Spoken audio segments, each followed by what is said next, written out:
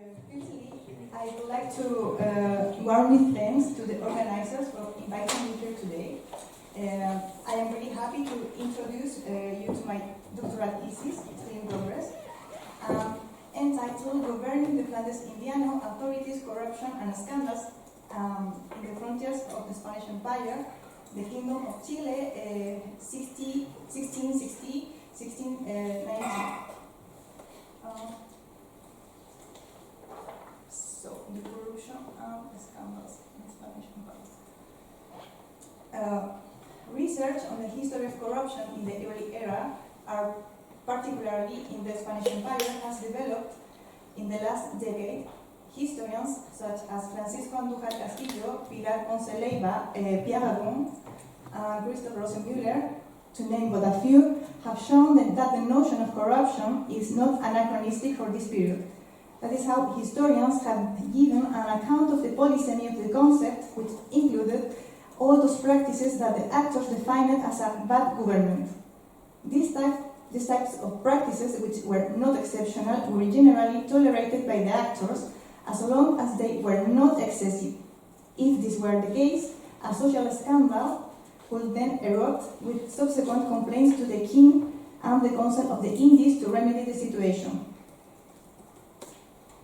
On the other hand, in relation to the studies on a scandal, for this period under scrutiny there are few works dedicated exclusively to the subject. This contrasts with the works dealing with the 18th century and the modern period. This historical context of a scandal has been investigated by research such as Jean-Claude Boulogne in his book Histoire de Scandale. In the English historiography, we have John Brewer refers to a culture of scandal in England at the end of the 18th century. In general, all these studies have in common their objective to explain the birth of the public opinion in the sense of Jürgen Habermas.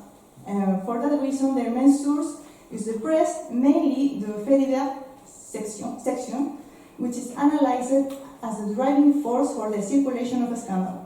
Likewise, in the case of the 18th century, these studies undermine the political dimension of a scandal, focusing their attention on all those events of a criminal or sexual nature. The limited body of research for the early modern period contrasts, as we shall see, with the common use for this notion by the actors of the time, which is reflected both in the archives and the dictionaries. That Sebastián de Covarrubias, Tesoro de la Lengua, here, refers to the word scandal as a ruin, impact, stumbling block, embarrassment, obstruction, or trap. It also indicates that the scholastic theologians define scandal as a ruin, dividing it into active and passive scandal, the action of being scandalized or the action of generating a scandal. This same definition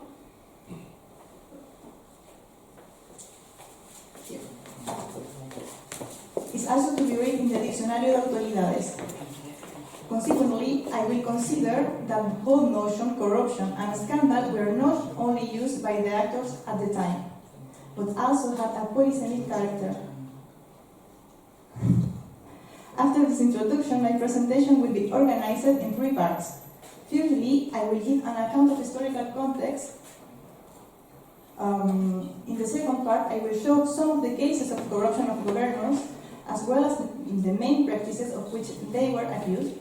Finally, I will analyze the reaction of the actors and local communities to this practice, mobilizing the notion of scandal and excesses.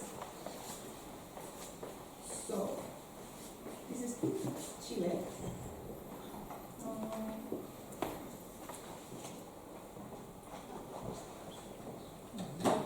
So, the Kingdom of Chile was one of the American frontiers of the Spanish Empire.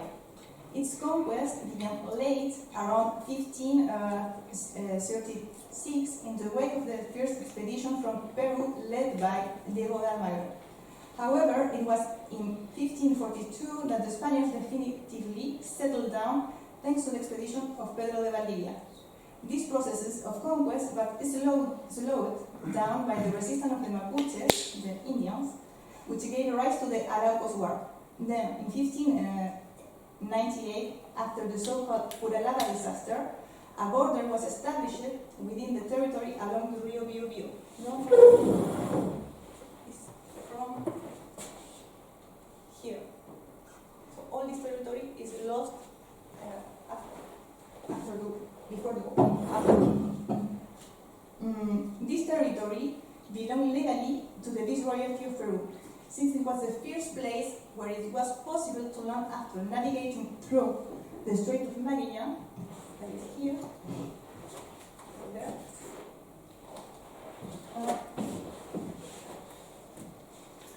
It acquired geostrategic importance given that it was gate into the center of the Viceroyalty and its resources. Since it was also a land of war, it determined the establishment of a royal audiencia as well as a governor who was in turn the Captain General. He was in charge of the army, which was financed with remittance from Lima and which would become the main channel of illicit enrichment of the different actors, both in Ciudad de los Reyes, or Lima, and in the province of Chile. There is a map better. So the navigation was for here, normally. This is out of the continent. So the governors and the main practices of corruption. In the frontiers of the Spanish Empire, there were different mechanisms to finance the control and the defense of the territory. In this defensive scheme, the provincial governors were the main officers in charge of carrying out this task. However, since they were appointed in the Iberian Peninsula, the information they received when in office was partial.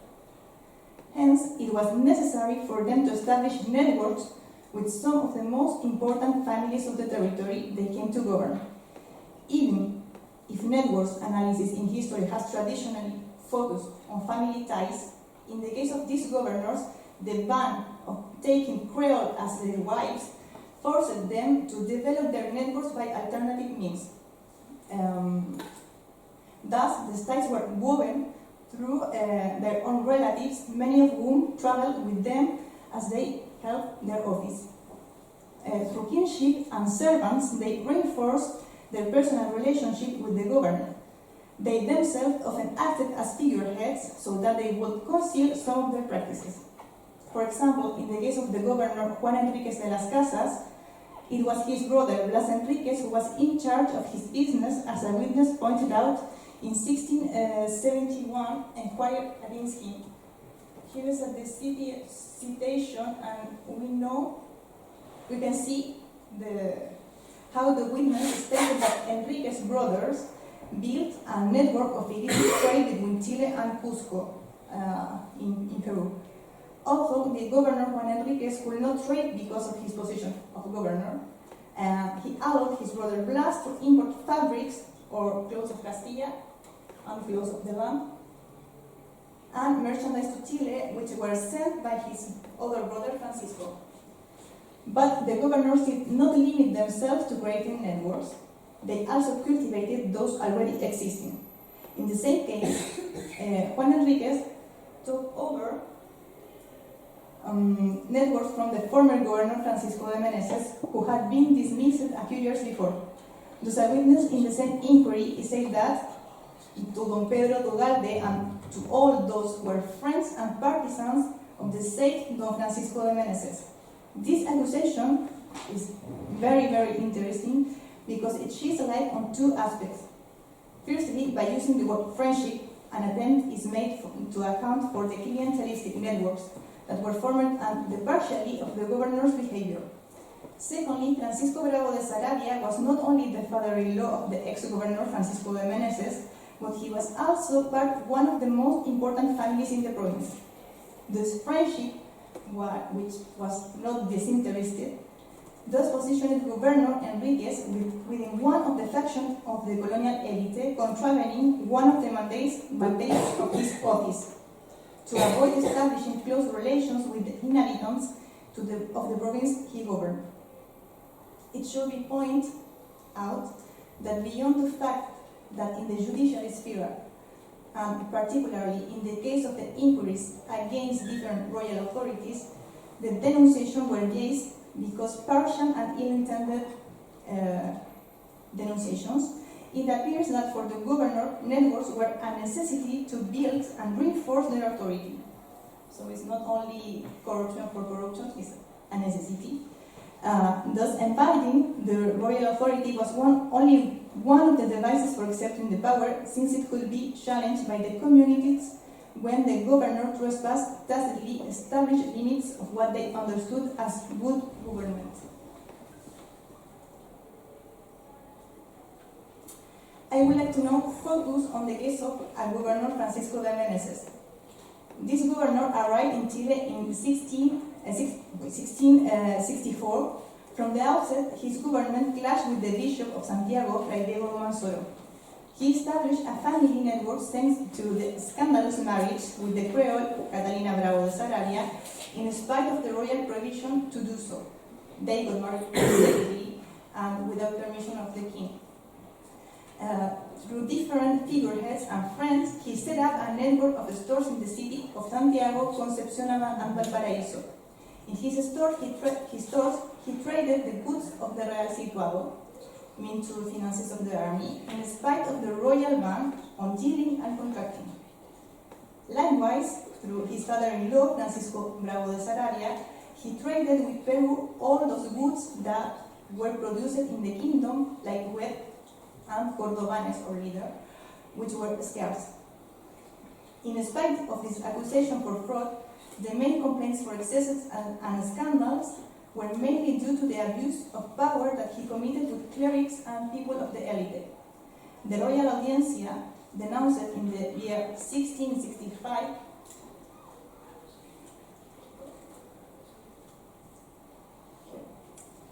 that his government, since the year he arrived in this city, has been such a quality that every moment causes great admiration, that is for me a synonym of a scandal, in this case, and the absence of fear and the ease with which he works. There is an attempt to banish the bishop from the kingdom that provoked the new conflicts, and this time with the magistrate of the Royal Audiencia. He excited one magistrate and pressured the other to rule in favor of those claims to him. To conflict with the bishop continued in the following years. The mayor of secular Cabildo accused of being entangled in a conflict of jurisdiction between the bishop and the governor, which triggered accusations of excesses, corruption, and scandals. In 1666, the Bishop Romansoro denounced Meneses' abuse of power, which are suspected to be that no dominion is more recognized in this kingdom than his. What can be extracted from this letter of the bishop is how the governor gave birth to discord and tyranny in the kingdom. This contrasts with the logic of peace and harmony that a good governor should secure. This is even more critical if we remember that government in the early modern times what was conceived as a body which was to be harmonious for it not to be dysfunctional. Hence, the scandal of the governor could result in the ruin of the kingdom, a phrase that is repeatedly read on all secular and ecclesiastical correspondence. The fact that his practices were out in the open with any secrecy, that is the problem, increased to the governor's guilt. After that, the alguacil Antonio Martinez de Vergara denounced the abuse of power against the inhabitants, also abusing the woman. His dishonesty, the situation, is so great that he enters the most important houses day and night to force the damsels, who are gathered in the houses of their parents, with great scandal throughout his kingdom. But his scandal did not stop at the abuse of powers, but also in his public behavior.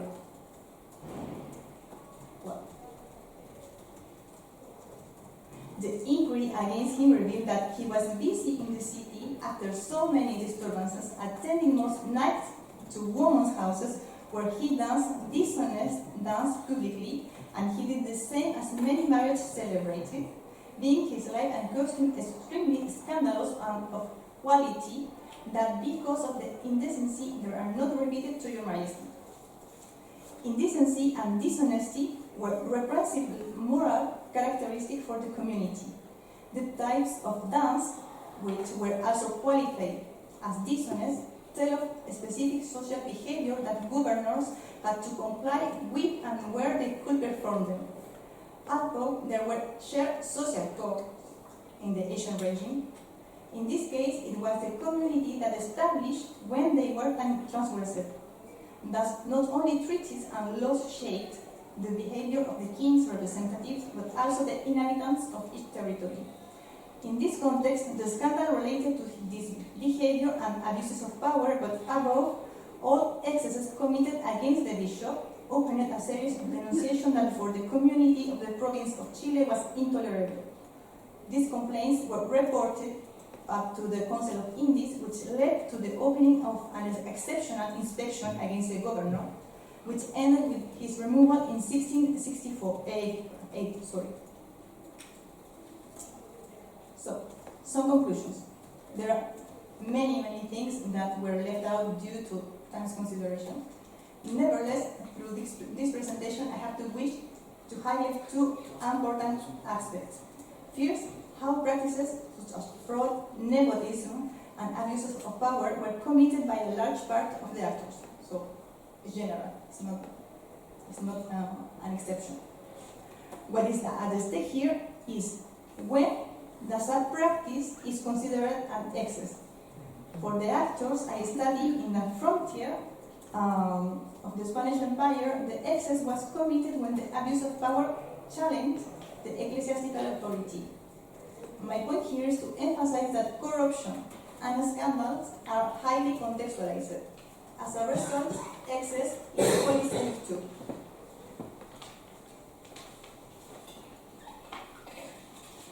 In the case of Francisco de Meneses, and in general for the entire 17th century in Chile, we see how scandals was the trigger for denunciations. These scandals were mainly those that concern the moral and public behavior of the governor, which is why we can see that they had a double characteristic, denunciation, but also mechanism of social control. Hence, what the actors associated with scandalous practices illustrates what limits they were willing to tolerate. So, thank you very much for your attention. I would be happy to take your comments.